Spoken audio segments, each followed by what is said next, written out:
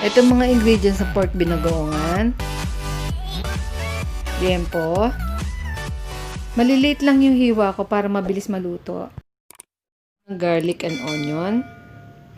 Ginger. Ito naman yung talong na fry ko na siya kanina. Tomatoes. Ito naman yung bagoong. At gagamitin tayo ng ground black pepper.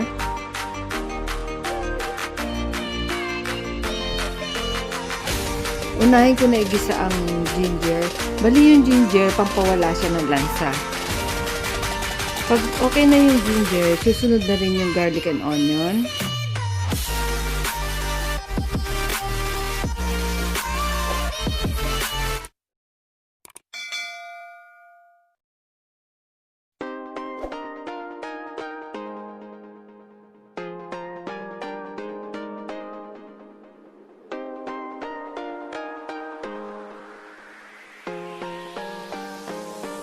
Sunod ko na isute yung garlic and onion.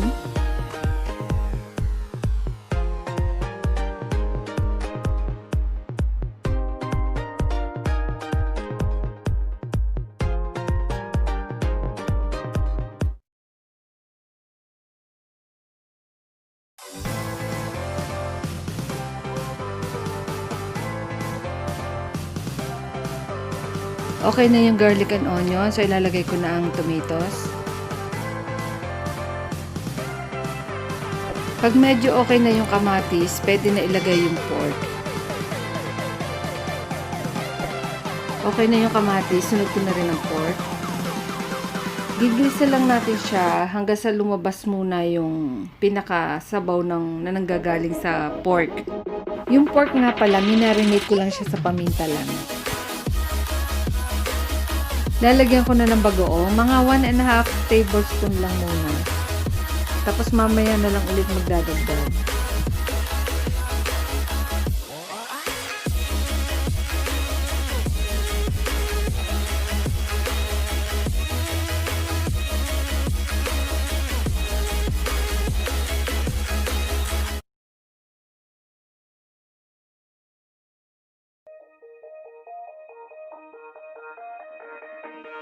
Lalagay na ako ng tubig. Bali yung dami ng tubig, level lang doon sa pork.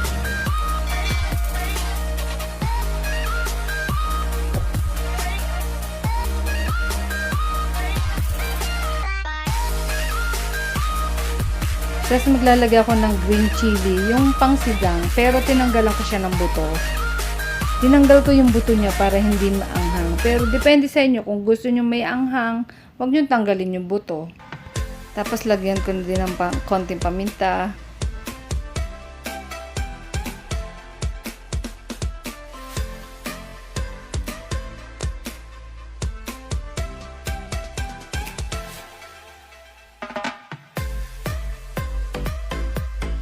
Magdadagdag na ako ngayon ng another 1 tablespoon ng bagoong.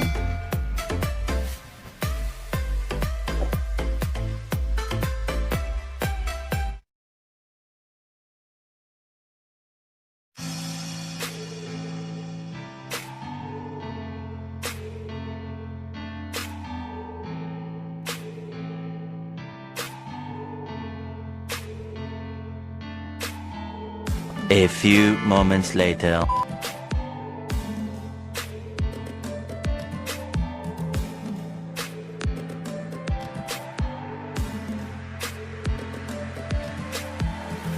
Tikman ko lang yung lasa niya kung okay na yung alat niya.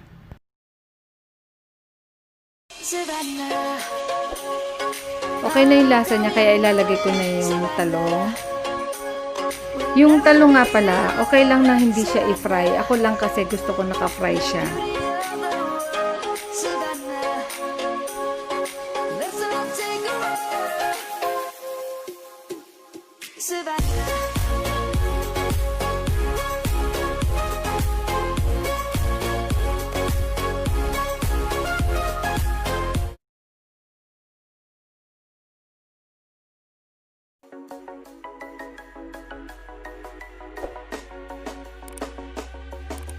You should grow feathers and see this too.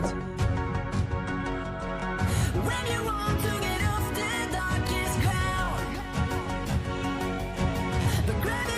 Ito na ang version ko ng pork binagoongan. Masarap siya, promise. Try nyo.